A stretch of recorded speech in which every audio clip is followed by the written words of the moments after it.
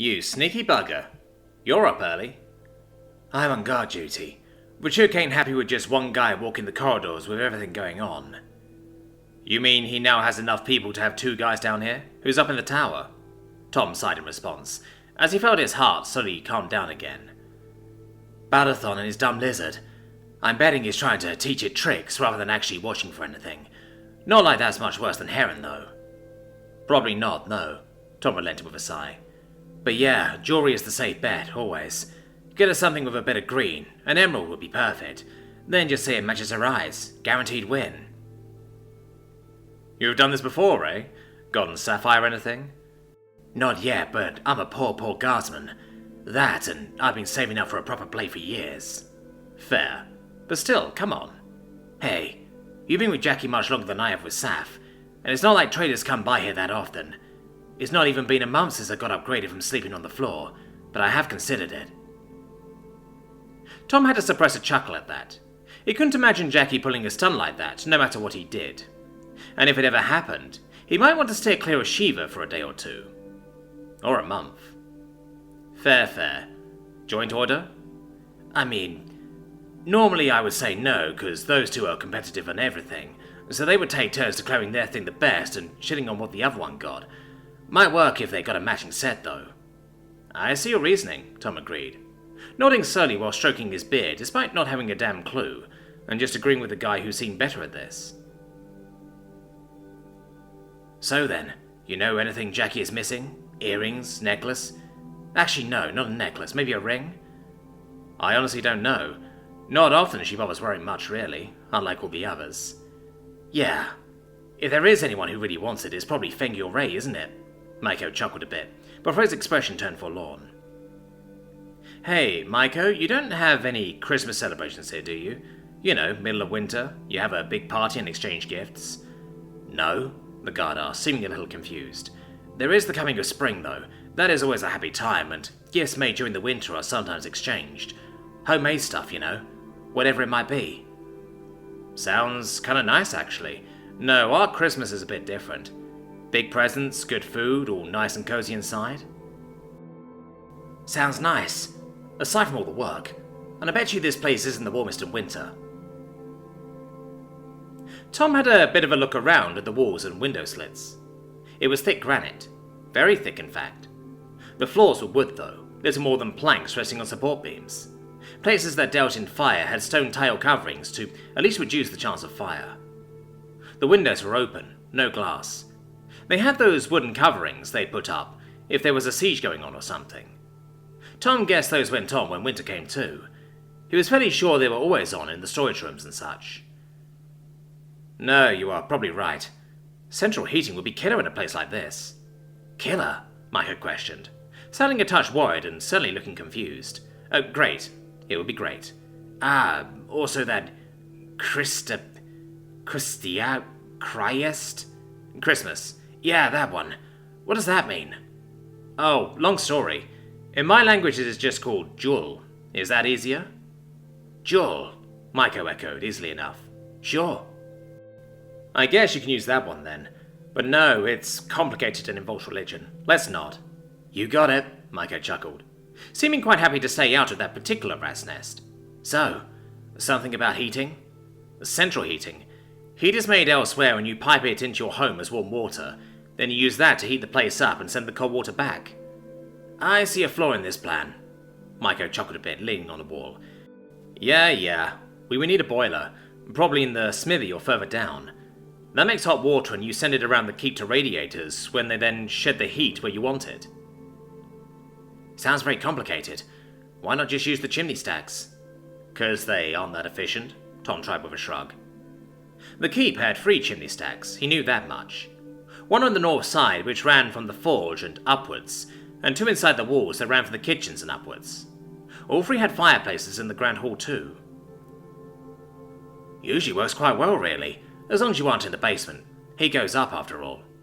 Yeah, I know. That's why all the bedrooms are all up at the top of the keep. Trust me, I thought of that. Bingo, Maiko chuckled, giving him a wink.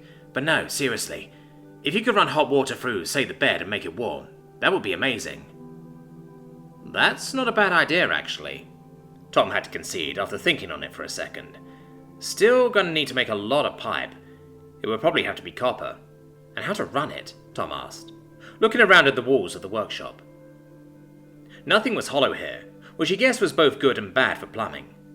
It would all be exposed and ugly, but at the same time easy to get to. We get Adita on board, and you can just have her ask for materials. If anyone asks, it was her idea.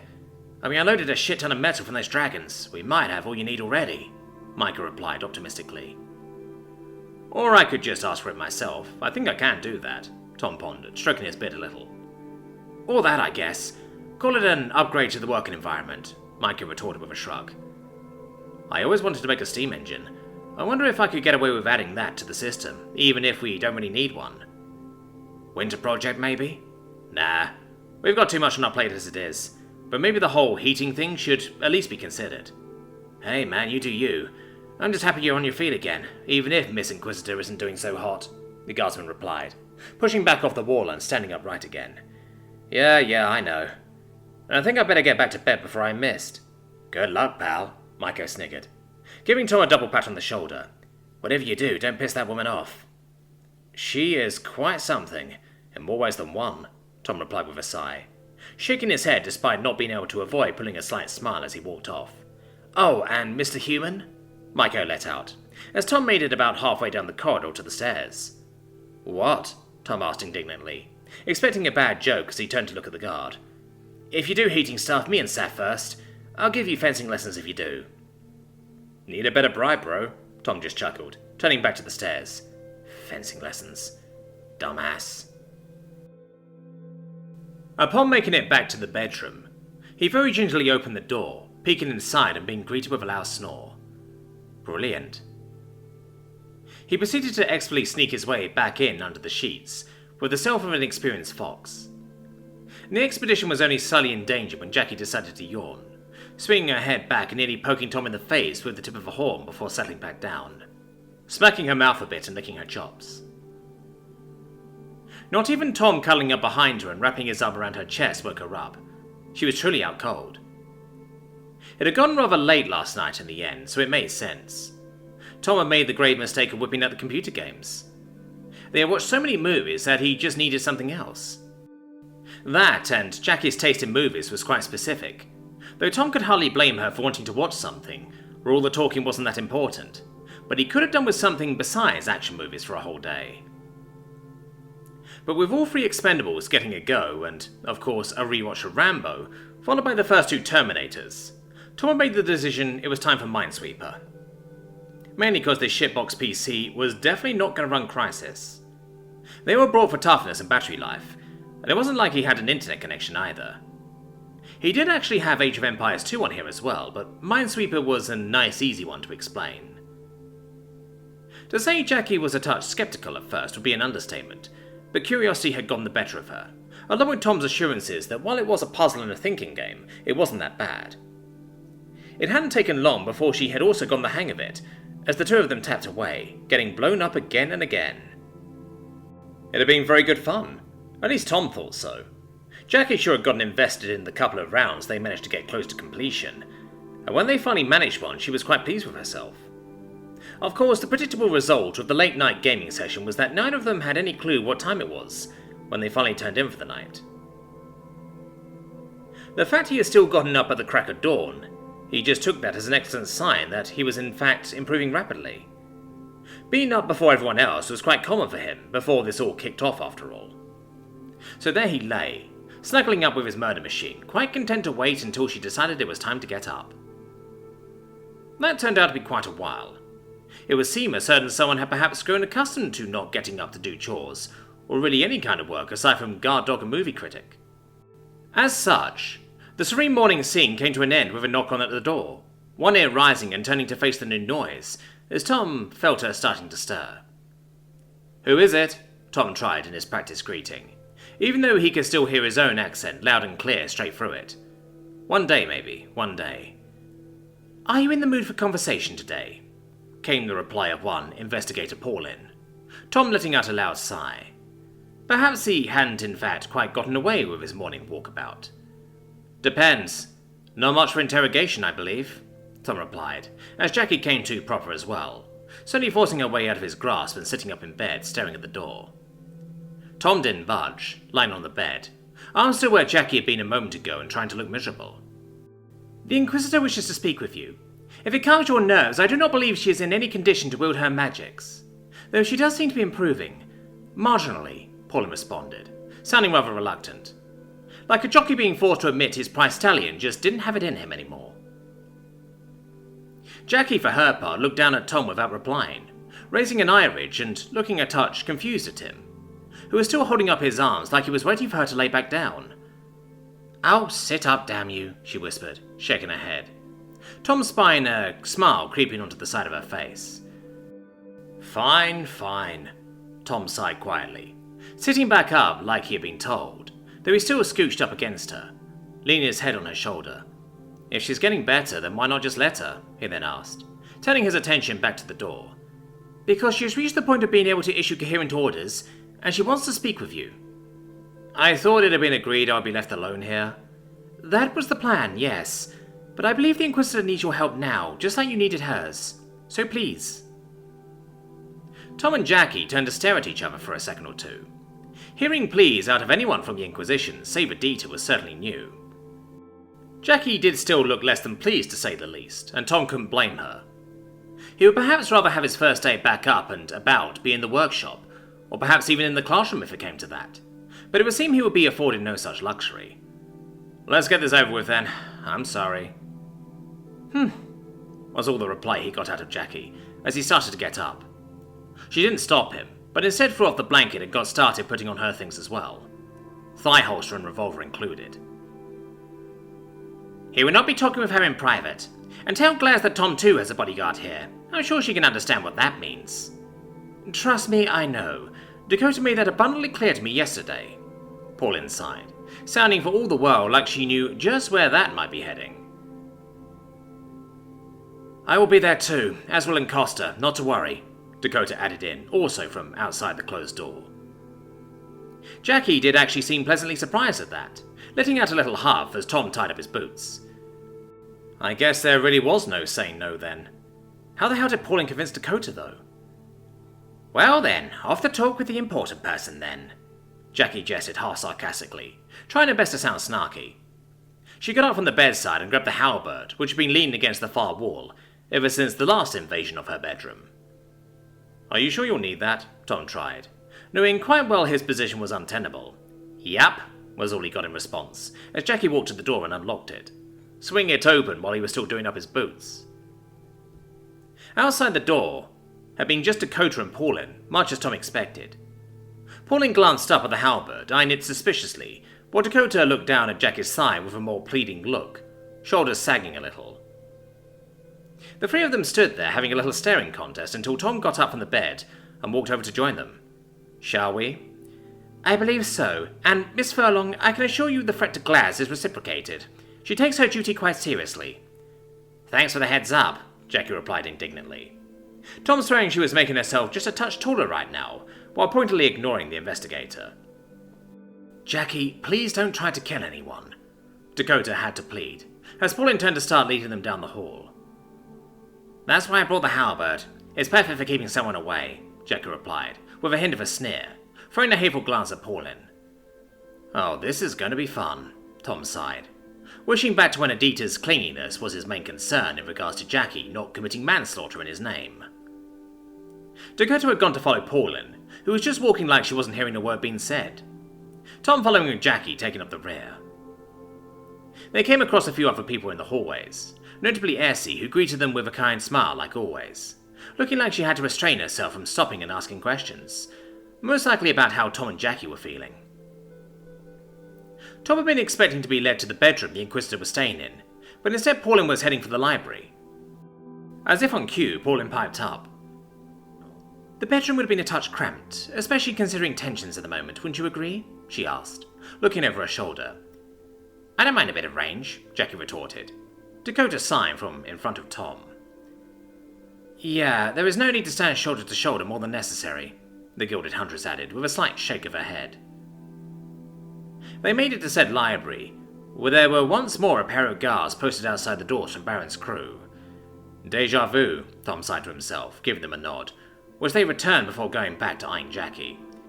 Yes, she is coming too. Show of good faith and all, Paulin informed the guards, before either of them could move to block Jackie from entering. Tom had looked down at Dakota's hips while they were walking, spying her mother's blade hanging from her belt. They are not fucking around today, are they? He thought to himself, trying to work out the rather sudden change in attitude. Dakota had been acting less and less friendly towards the Inquisitor and Paulina as of late. At least when they weren't present. But he didn't think she had actually threatened them. Bringing a magic sword to a chit-chat did rather strike him as such, though. Pauline had swung open the doors in her usual style. That is to say, like she owned the place, before stepping inside. The three of them followed close behind, the two guards stepping well aside. Inside, Tom was greeted by the Inquisitor sitting at the far wall next to the blackboard, with Glass at her side. Once he stepped into the room, he noticed Anouk sitting in her husband's chair, Lincosta and Rachuk at her sides. "Glad you could make it," the old lady greeted them, a hint of the pain she was likely still in slipping through into her words as she spoke. "Mother," Dakota broke out, seeming a touch surprised, "would you not rather stay in bed for the moment?" "No, I would not. Lynn told me what you were up to this morning. Grab some chairs and let's get on with it." Pauline kept walking towards the Inquisitor, as the rest of them found chairs and made themselves comfortable. Jackie stood next to Tom and glared at Glaz, who was returning the gesture in kind. "I take it the privacy of what you wish to discuss was of lesser concern, then?" Pauline asked Jelena, as the investigator took her seat next to the Inquisitor. "It is not to protect my privacy," Jelena retorted, her stare resting solidly on Tom. Uh-oh. Well then, Tom's up and running about again, and he's gone straight to the library with Jelena. God's give him strength. And me too, just a little bit, Saf sighed, as she stopped before the old metal brace door leading to the workshop.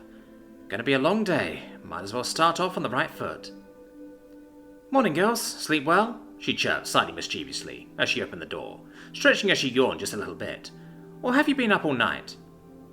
"Hey, I take offense to that," Tink responded with mock seriousness, before going right back to fiddling with some fancy-looking clockwork screwdriver. Adita didn't even look up from the various drawings, where she was clearly pondering something she didn't understand, until Junior gave her a slight poke to the side, causing her to look up, confused till she noticed Sapphire. "Ow, good morning, Saf. Sleep well?" Yes, I did." Saf just smiled in return. She was lying, but she had at least slept. "Oh, perfect. Could you tell me, Saf, you didn't do this, right?" Adita then questioned, pointing back at the sheets of paper. "Because it wasn't me." "No? What's wrong?" Saf questioned, giving a silent prayer that it wasn't the kids that had gotten into the technical documents again. They still had dumb-looking eyes and the crooked mouth and the shotgun receiver drawing, and no culprit. Adita turned the drawing around to show nothing much, at least to Sapphire's eye. She did try rather hard to work out what was different, but she only succeeded in straining her eyes. Is that new?" she eventually tried, pointing at a small doohickey where she was quite sure the water was supposed to be filled in for the water cooling jacket. "No, that's the drain cock. Look at all that there. It's a whole different mount, and it now has an inner lining." "Oh, I guess Tom's been down here then," Saf concluded. Not like there was anyone else at the keep, not in this room who could have done it. "Tom came and changed my design in the night?" Adita asked, looking up at Saf and seeming rather skeptical, like a kid being told stories of what happened if you didn't eat your veggies. "Right? Good or bad? Think, Saf, think. Would you think that's good or bad?" It would seem Saf's thinking wasn't quite fast enough, as Adita looked back down at the drawing, running her fingers along the newly redrawn lines. "Oh, what a blessed day!"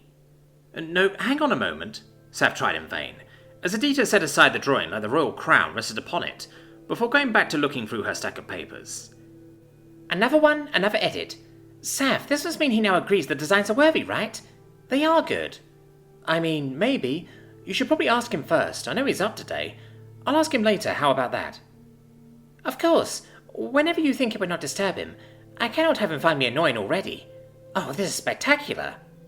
Adita carried on giddily, before just stopping in her tracks and leaning back, closing her eyes, holding her arms at her sides and taking a deep breath. Now, calm. Shaky hands cannot be allowed to risk the Holy Scriptures." "He just put down a scribble, hardly rare around here," Tink interjected, clearly feeling a little left out. Something dropped out of the fancy screwdriver, sending Junior diving to the floor as Tink looked at the two women, oblivious to his blunder. No, this is no mere scribble, this took time. Remember yesterday we didn't know which idea he liked? I believe the answer would be none, but it was this one. He liked this one, Adita replied, holding up the first drawing triumphantly. Saf, are you sure we cannot begin at once? Quite sure. Not to burst your bubble or anything, but Tom edits a lot of things, including things we never end up making. But hey, he certainly likes it more now, and I promise I'll ask if we can start later, okay? Okay, Adita replied reluctantly, ears drooping a little as she looked down at her drawing. I guess I'll just put this one over here for now. Oh, damn it, Saf cursed to herself at the rather sad sight. But come on, it's just a damn drawing. But hey, remember this too.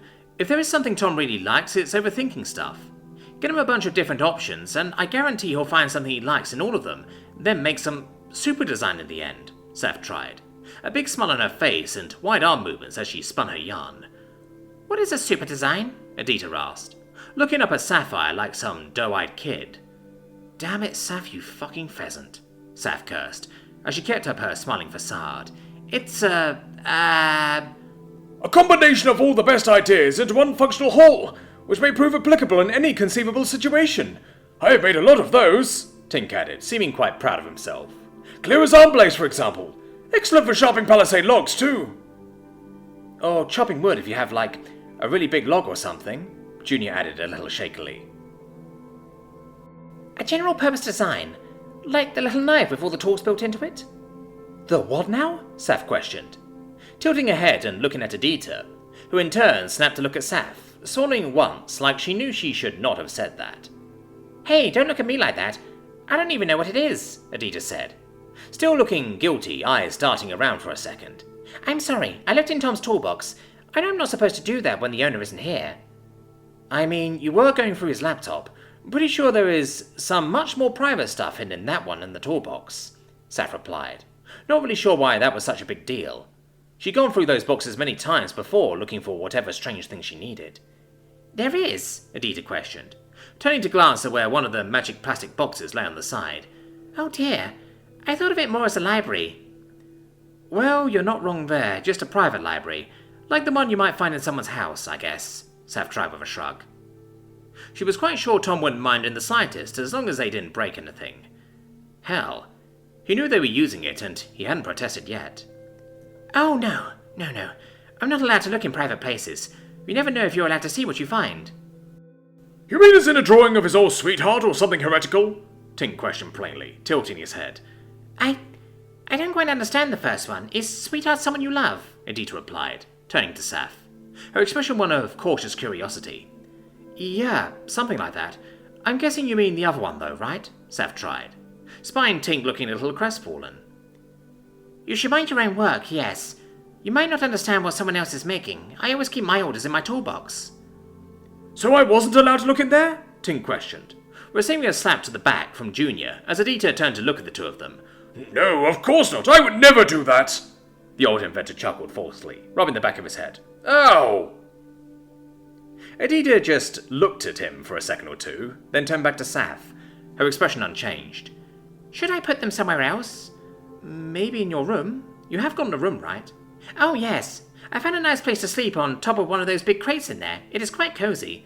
No, that's a storage room. We didn't clear a room for you? Oh, no, it is my room. I just bought a lot of things.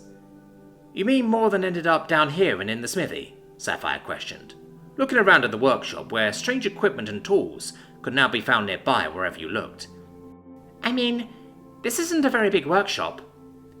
It's even smaller than my old one, Tink added with a chuckle. And that one was a rental. Oh, Tom, I need you, please.